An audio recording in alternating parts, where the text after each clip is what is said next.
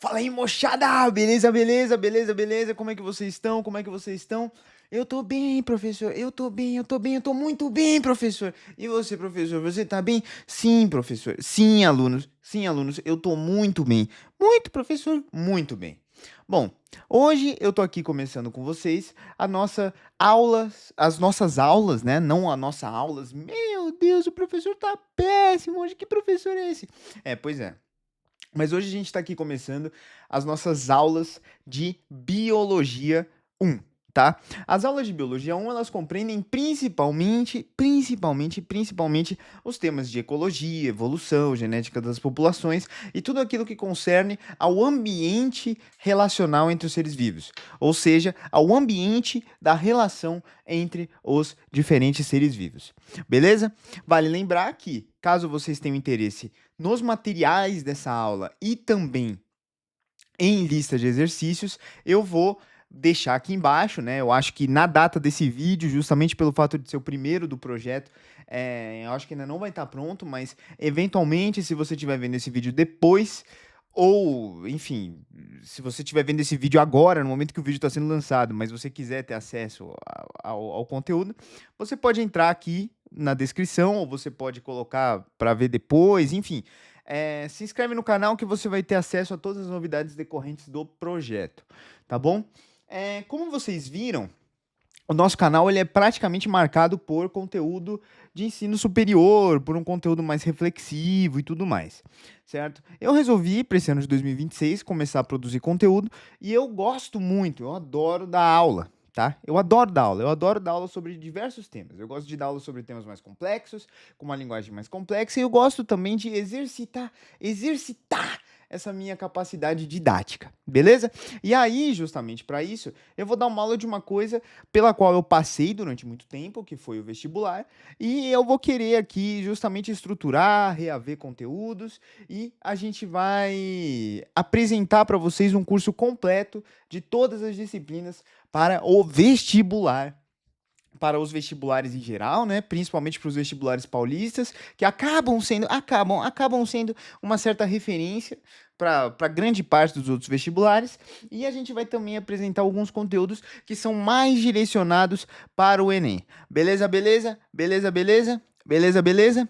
É isso aí então, rapaziada. Bom, então começando aqui o nosso programa, eu vou começar com a nossa aula de biologia. Beleza? E qual frente da biologia? A frente da biologia, caso você tenha dúvida para descobrir quais é que são as frentes e tudo mais, eu vou deixar aqui na descrição também tudo preparado, todas as informações, tudo que vocês precisarem saber sobre esse nosso projeto de aulas para o vestibular. Beleza? Sobre a plataforma Licutan. Certinho? Eu tô no meu heterônimo aqui, Dr. Ernesto Licutan, que vocês já conhecem. Se vocês não conhecem, vocês estão convidados para conhecer aqui no canal. Bom, hoje a nossa aula de Biologia A, né, que é a primeira frente da biologia, ela vai ser de Ecologia 1, belezinha? Então, o que que eu vou falar nessa aula de Ecologia? Eu vou primeiramente apresentar para vocês o que que estuda a ciência biológica, e além disso, eu vou apresentar para vocês os dois principais conceitos elementares da ecologia: o conceito de habitat e de nicho ecológico. Tá bom?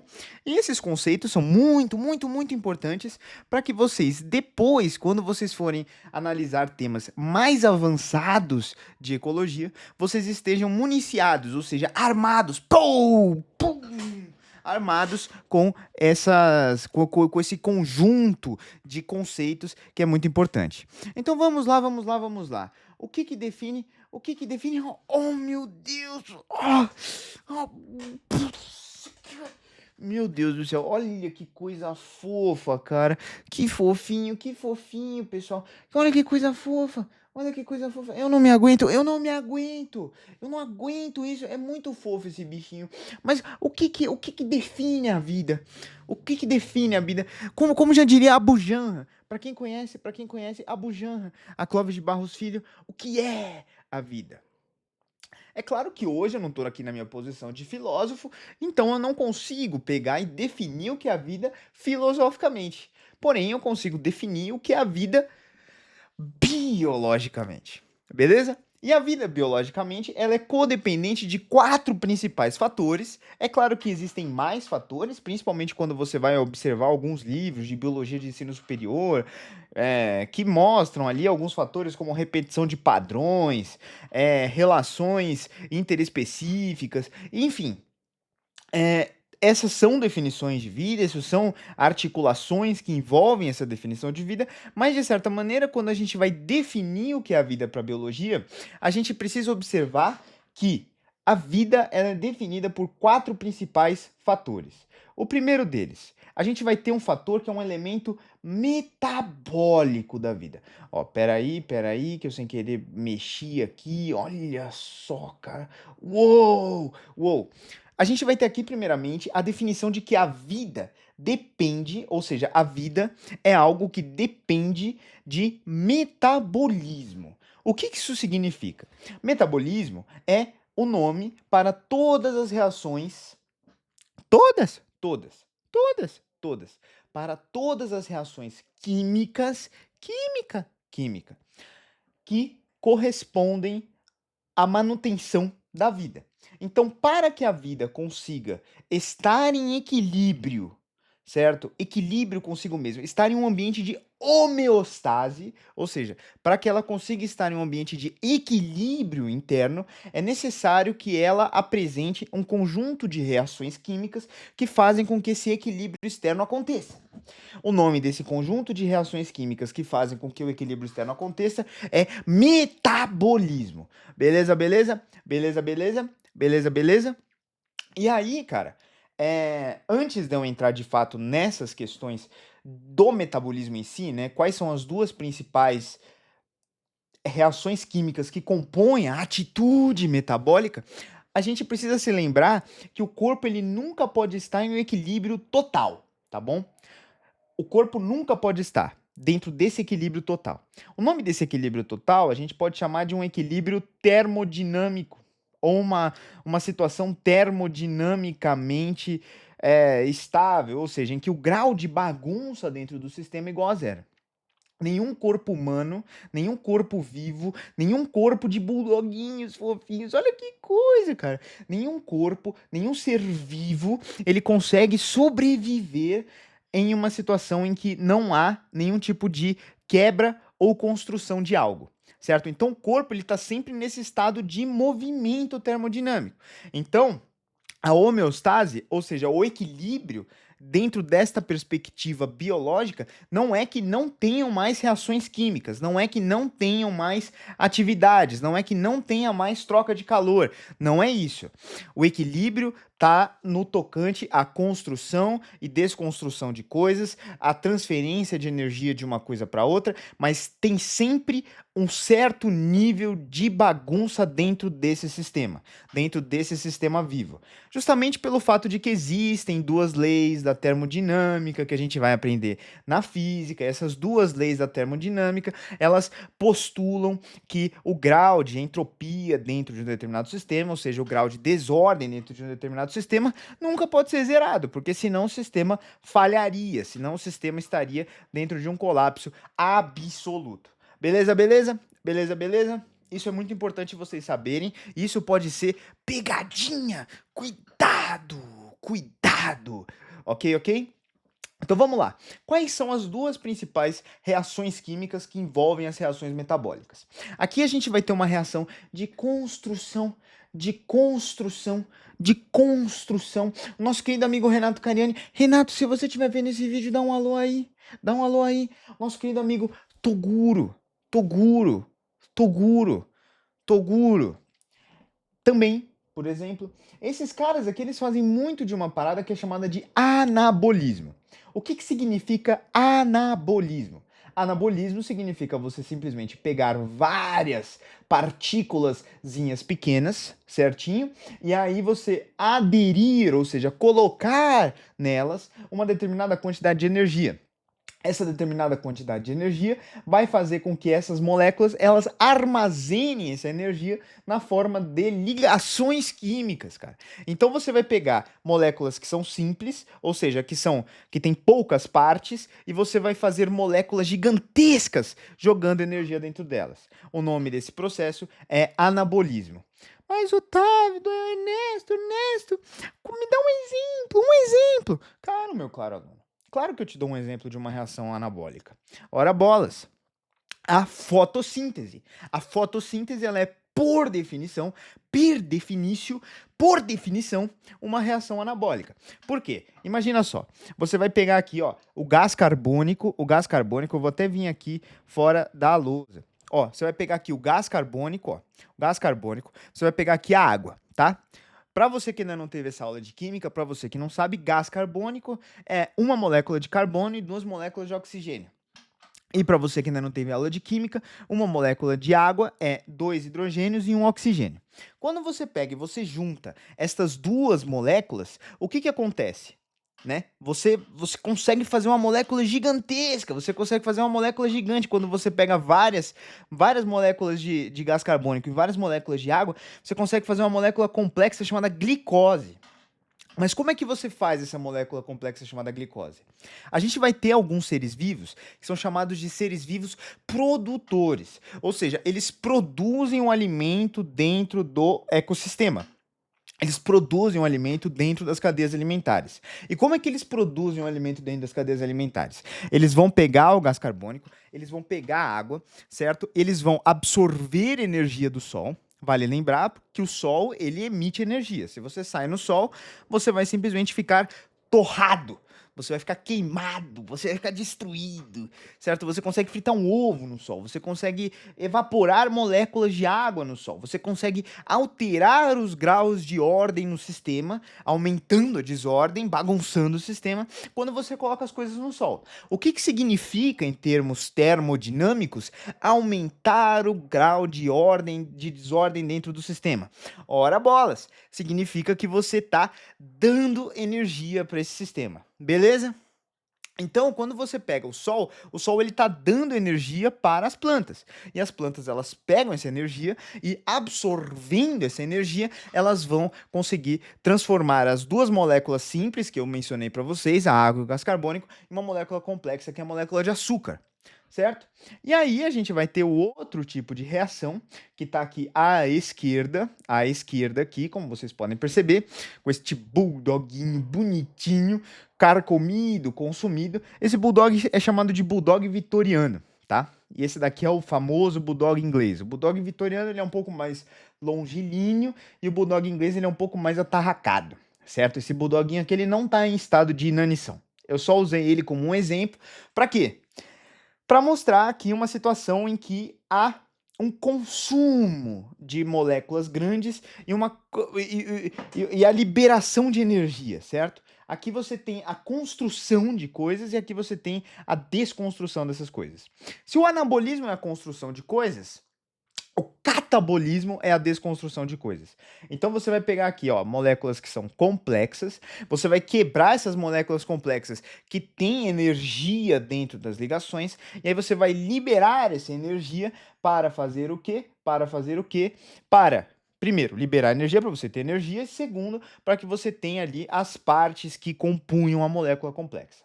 Um exemplo disso é o oposto daquele da fotossíntese. Qual que é o oposto da fotossíntese? É justamente a respiração celular. Na respiração celular, você vai simplesmente pegar a molécula de glicose e você vai submeter essa molécula de glicose a um ciclo de várias quebras, ou seja, de retiradas de pedacinhos de carbono e de pedacinhos de água, liberando energia para suas células. As nossas energias nas células estão sob a forma de uma molécula específica chamada de ATP. Certo? Que é o nome das ruas, é um apelido carinhoso para adenosina trifosfato. Beleza? Isso daqui não importa nesse exato momento, mas o que importa de verdade é o seguinte: é que para que a vida exista, é necessário que hajam essas duas modalidades de reação. Para que a vida exista, ou seja, é necessário que haja metabolismo. Beleza, beleza, beleza, beleza, muito bom.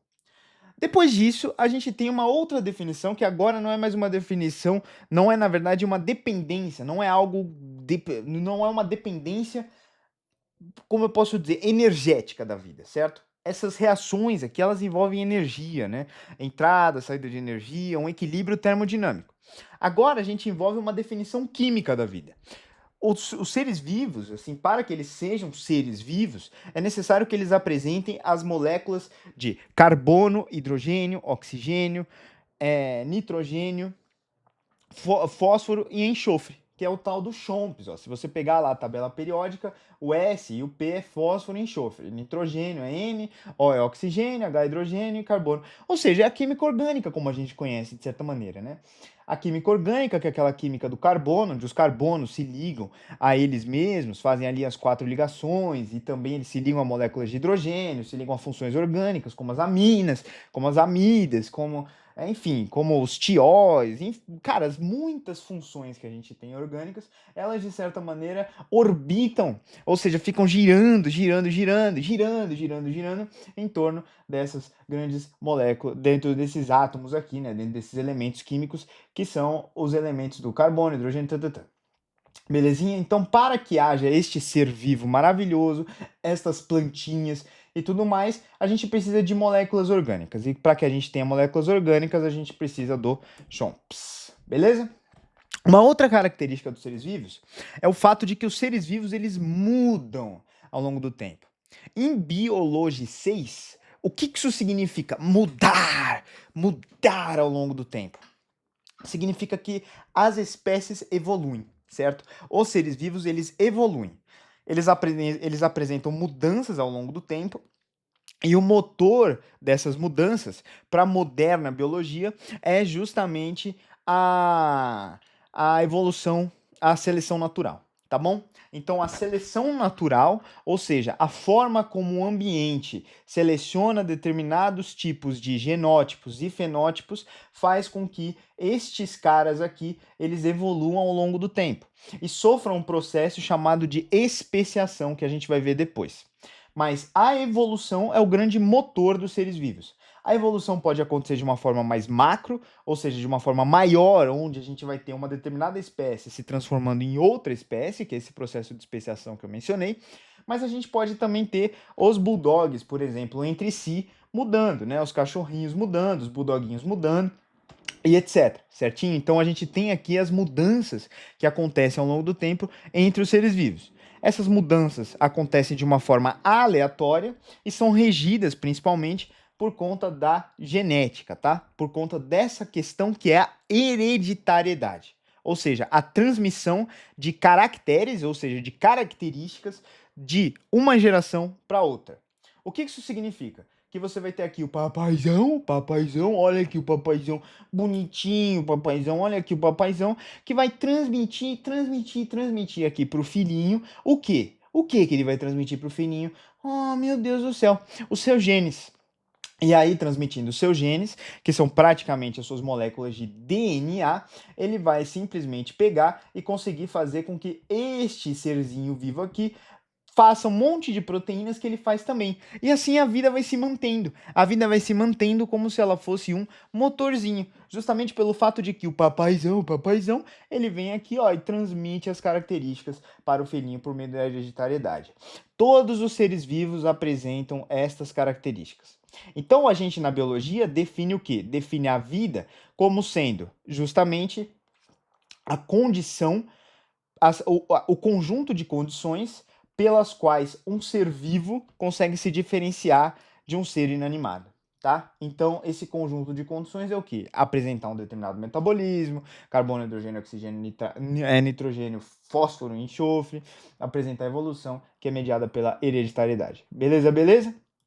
E aí a gente consegue também estudar um pouquinho daquilo que são os níveis de organização entre os seres vivos, que é o que vai delimitar as principais áreas da biologia que a gente vai estar estudando ao longo desse nosso curso e que a gente estuda ao longo do ensino médio, tá bom? Deixa eu vir um pouquinho para cá, eu tô meio deslocado aqui justamente porque, deixa eu mudar um pouquinho aqui, peraí, pronto.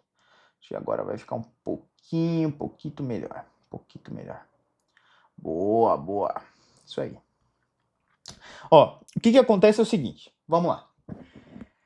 O nível de organização entre os seres vivos, ele determina de uma forma hierárquica, ou seja, o que é uma forma hierárquica, uma hierarquia? Ou seja, de uma forma que existe algo que está em um nível acima e outro algo que está em um nível abaixo, beleza? Ele determina de forma hierárquica como é que a vida foi se constituindo em níveis de organização. Então vamos lá. A gente vai ter aqui o primeiro nível de organização, que é o átomo, né? O átomo propriamente dito, carbono, hidrogênio, oxigênio, tá.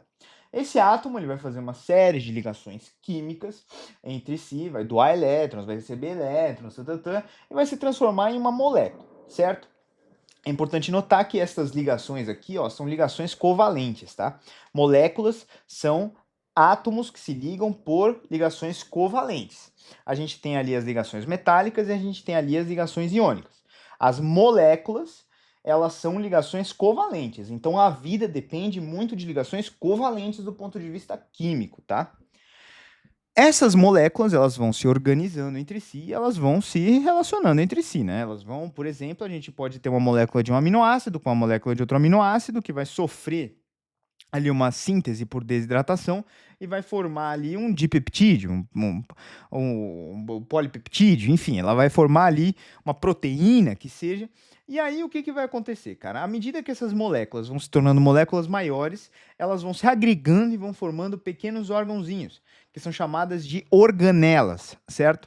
Essas organelas, elas se juntam dentro de um coloide, dentro de uma substância ali, dentro de uma dispersão química, chamada de citoplasma, que é delimitado por uma membrana, que é chamada de membrana do plasma, membrana plasmática.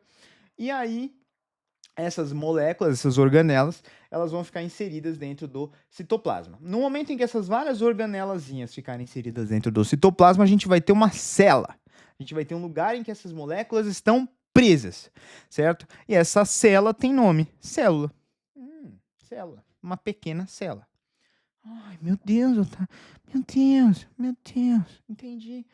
Aí o que vai acontecer é que no momento em que a gente vai ter uma agregação de células com a mesma origem embriológica, ou seja, a mesma origem, a mesma célula, o mesmo conjunto de células e de fatores que a gerou, a gente vai ter aqui a formação de um tecido, que é uma unidade funcional dos seres vivos. Ou seja, a gente vai ter ali um conjunto de células que exerce função dentro dos seres vivos.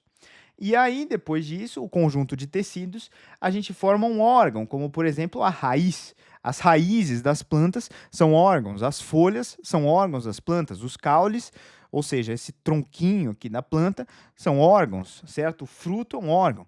Eles têm conjuntos de células diferenciadas entre si, mas em cada um desses órgãos a gente vai ter células muito parecidas que vão executar uma função muito parecida e que tiveram uma mesma origem embriológica. Beleza? Depois disso, a gente vai ter aqui o conjunto desses órgãos vão formar ali, né, aparelhos, vão formar ali sistemas, o conjunto de sistemas forma aparelhos, mas depois o conjunto desses aparelhos, que eu nem mostrei aqui, vai formar o quê? Vai formar os indivíduos, certo? Vai formar os indivíduos. Os indivíduos é o que a gente estuda, por exemplo, em botânica, certo? É o que a gente estuda, por exemplo, em zoologia, é o que a gente estuda, por exemplo, em fisiologia humana, é o que a gente estuda na própria medicina, certo? É isso que a gente estuda na medicina, os indivíduos. E aí, depois disso, a gente vai ter aqui um conjunto de indivíduos da mesma espécie, que é chamado de população. Depois, a relação entre indivíduos da mesma espécie com indivíduos de outra espécie, ou seja, a relação entre populações é chamada de biocenose, ou também conhecida nas ruas como comunité, como comunidade. Beleza, beleza? E aí, o que vai acontecer? Quando dentro dessas comunidades a gente tem a relação entre os seres vivos e fatores abióticos, ou seja, fatores que não são vivos, como condições de temperatura, condições de salinidade da água, condições de acidez da água, etc., a gente vai ter, juntamente com isso, E juntamente com a relação dos seres vivos com esses fatores abióticos, se a gente tiver reciclagem de matéria, ou seja, o carbono que estava nessa plantinha foi comido pelo bulldoguinho, e aí o bulldoguinho morre, volta aqui para o ecossistema, para o sistema, a gente vai ter um sistema ecológico, ou seja, um ecossistema. Então, a definição de ecossistema aqui para a gente é o quê? É o ambiente onde existem várias comunidades que se relacionam entre si, comunidades de seres vivos, que se relacionam com o meio ambiente, ou seja, com os fatores abióticos, e que também e que é ministrada, que apresenta reciclagem, ou seja, reaparecimento da matéria ao longo dos vários ciclos de vida. E aí o conjunto dos diferentes ecossistemas, enfim, vão formar os biomas, e aí o conjunto desses biomas vão formar a biosfera, a esfera da vida. Beleza? E aí o que eu estava falando para vocês é que cada uma dessas partes aqui é estudada por uma área da biologia, por sinal. Por exemplo, aqui, ó, o átomo, a molécula, ela é estudada principalmente pela química, nesse caso, né, uma área das ciências naturais. Aqui as moléculas podem ser estudadas tanto na química como também na bioquímica, que dependendo de onde você estiver tendo curso, dependendo do que você estiver vendo, é uma área da biologia ou da química. As organelas e as células, elas são estudadas principalmente pela biologia celular, certo? Ou pela medicina molecular, por exemplo, enfim, por várias dessas áreas, microbiologia, parasitologia, estudam principalmente esses seres vivos unicelulares. Aí os tecidos a gente estuda na histologia, os órgãos a gente estuda, por exemplo, na anatomia, na morfologia macroscópica, morfologia estudo das formas, tá? O indivíduo, de forma geral, a gente estuda na botânica, né? De uma forma bem guarda-chuva, a gente estuda na botânica, a gente estuda, por exemplo, na medicina, a gente estuda, por exemplo, na biologia, que seja. Aí as relações entre os indivíduos, as relações entre esses indivíduos, os ecossistemas, entre os indivíduos entre si, né? E entre os fatores bióticos e abióticos, a gente estuda na ecologia. Certinho? Então, cada uma dessas áreas, né? Eu gosto de dar essa primeira aula justamente por isso, porque cada uma dessas áreas, ela vai ser apresentada para vocês justamente como um ponto de partida para vocês entenderem onde que a gente está dentro desse cronograma de exposição da biologia, certo? De estudo das relações e de estudo da forma como racionalmente os seres vivos foram sendo estudados ao longo do tempo. Beleza, beleza, beleza, beleza até aqui? Boa, boa. Bom, então vamos lá. De novo, né, repetindo aqui o que eu acabei de falar, o especialista, que é o livro de ecologia do Townsend, simplesmente pega e ministra o seguinte, vamos lá. A ecologia é o estudo científico das interações entre os organismos e seu ambiente. Como eu disse para vocês, é praticamente o estudo das comunidades e da sua relação com com os fatores abióticos e, portanto, como os ecossistemas funcionam e etc. Beleza? Então, cara, as interações no que tange a ecologia são fundamentais para que a gente consiga entender o que é o objeto de estudo da ecologia. Tudo que a ecologia estuda está envolvido com as interações que existem entre os seres vivos. Então, os problemas ambientais, quando você vê uma questão, por exemplo, no seu vestibular, ou quando você estiver vislumbrando uma questão ambiental, você precisa se lembrar do ponto de vista que aquela questão ambiental ela influencia a forma como os indivíduos, ou seja, como seres vivos, se relacionam. E se aquela forma, aquele problema, afeta essas interações, então ele vai ser estudado pela ecologia. Se um determinado ser vivo se relaciona de uma forma com outro determinado ser vivo, ele pode ser estudado pela ecologia. A forma como os seres vivos se orientam no espaço, a forma como os seres vivos são definidos dentro desse espaço, também é definida pela ecologia. Porque a ecologia estuda todas as interações entre os seres vivos, sejam eles da mesma espécie, intraespecíficas, ou sejam eles de outra espécie, interespecíficas. Bom, e aqui a gente vai para o nosso conceito principal, né, de ecologia, que é a ideia de habitat. Habitat, cara, sendo bem sincero, é muito simples. É justamente o espaço físico onde uma determinada espécie está localizada. Então, por exemplo, o habitat desse bulldoguinho que vive aqui na Caatinga, nesse caso aqui, na Caatinga, é a Caatinga aqui. Ele está vivendo de boinha na Caatinga.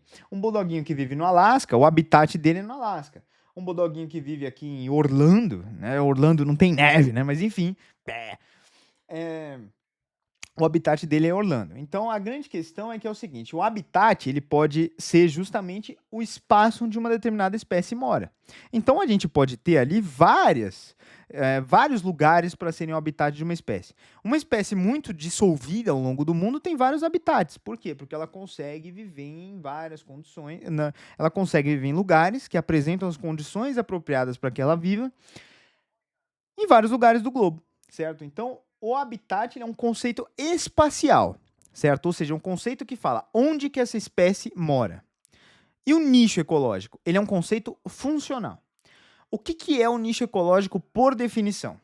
O nicho ecológico por definição, uma definição simples, são o conjunto de elementos que fazem com que uma espécie fique viva, ou seja, o conjunto de elementos ambientais que fazem com que uma espécie fique viva. Então, por exemplo, uma temperatura em um determinado intervalo, certo? A espécie só fica viva entre 37 graus e 35 graus, porque mais do que isso as proteínas desnaturam.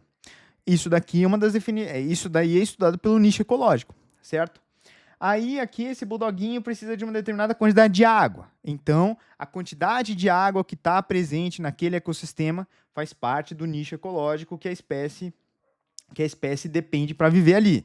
A quantidade de comida ou a comida em específico que o ser vivo precisa para se alimentar, certo? Existe uma definição de um biólogo cujo sobrenome é Odum, que tem ali um livro sobre ecologia muito bom, que é o seguinte, é a forma de vida da espécie, ou seja, como que a espécie come, como que a espécie dorme, onde que a espécie se alimenta, qual o pH que a espécie vive, etc. Qual que é a sua função dentro desse ecossistema, né? Como é que ela consegue funcionar dentro desse ecossistema e fazer o ecossistema girar. É isso que é o nicho ecológico, tá? De forma geral, o nicho ecológico é justamente os limites da espécie. É como são as condições, são os fatores abióticos que fazem com que essa espécie fique viva e, saindo do nicho ecológico, a espécie morre, tá bom? Só que a gente pode aprofundar um pouquinho isso daqui. A gente pode ir para um ambiente um pouco mais profundo em termos de teoria. Existe uma definição matemática de nicho ecológico que eu gosto muito, que é a definição de que o nicho ecológico ele é o conjunto dos limites de tolerância de uma espécie.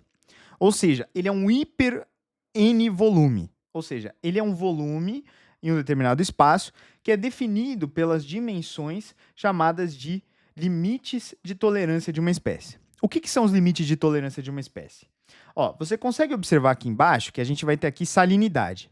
Aqui a gente vai ter a quantidade máxima de salinidade que um determinado ser vivo consegue viver, e aqui a gente vai ter a quantidade mínima de salinidade que um determinado ser vivo consegue viver, certo? Se ele vier para cá, ele desidrata, se ele vier para cá, ele superidrata e morre. Então, esse ser vivo ele precisa ficar aqui dentro desse ambiente restrito de salinidade. Por exemplo, um peixe. Um peixe ele precisa estar restrito a um determinado ambiente de salinidade ideal.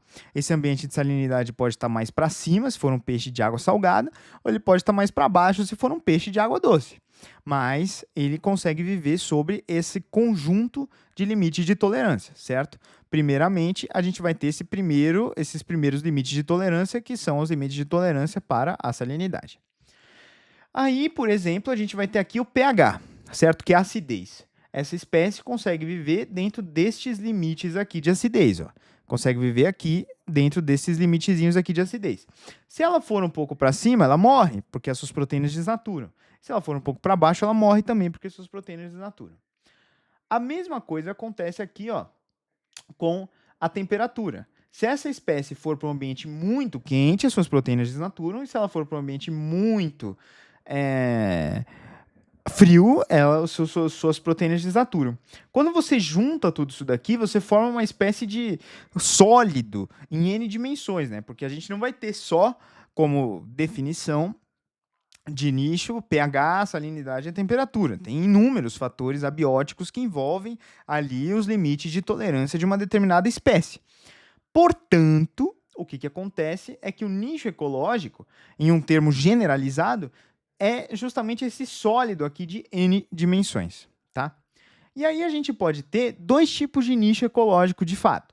a gente tem um nicho chamado de nicho fundamental, que é aquele nicho ecológico em que as espécies conseguem sobreviver de uma forma ideal, de uma forma em que não há predadores e que a espécie não cresça de uma forma a ponto dela competir entre si. Então a espécie está ali num ambiente ideal dentro desse nicho fundamental, ó. Ele é grandão, certo? Ele tem bastante limite para essas capacidades de tolerância, certo? E a gente vai ter aqui, ó, o nicho chamado de nicho efetivo, que é o nicho que acontece quando, ou o nicho realizado também, né? Se você for ver aqui no gráfico, que é o nicho que acontece quando você tem aqui predadores naturais da espécie, quando a espécie tem um espaço limitado, quando a espécie tem intervenções e etc. Então, ó, aqui a gente pegou um artigo que ele vai mostrando aqui como diferentes intervenções mudam ali o nicho efetivo de uma determinada espécie. Mas assim, a grande questão é a seguinte: observe como o nicho efetivo é muito menor do que o nicho fundamental. Justamente pelo fato de que o nicho efetivo representa uma espécie que está apresentando capacidades de sobrevivência limitadas por outros nichos ecológicos. O que suscita a ideia de que, caso haja sobreposição de nichos ecológicos, ou seja, caso uma determinada espécie apresente o mesmo nicho ecológico ou um nicho ecológico muito parecido com uma outra espécie, elas vão competir por recursos. E competindo por recursos, elas vão viver menos, elas vão tolerar menos o ambiente.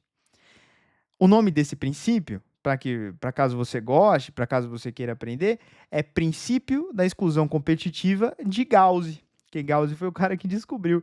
Mas assim, isso é muito legal na minha cabeça, justamente pelo fato de que, cara, se você for parar para pensar, o nicho ecológico em si, ele é esse espaço gigantesco aqui de capacidade de tolerância. Só que ele acaba sendo limitado porque as espécies começam a competir por recursos e começam justamente a apresentar capacidades limitadas de sobreviver e etc. Beleza? Então, esses foram os temas da nossa aula de hoje. Caso você tenha gostado, se inscreva aqui no canal. Não se esqueça de deixar o seu like e não se esqueça de manter o sininho e tudo mais. Beleza, beleza? É isso aí, muito obrigado. Valeu, rapaziada. Tenham um bom dia. Valeu. Fui!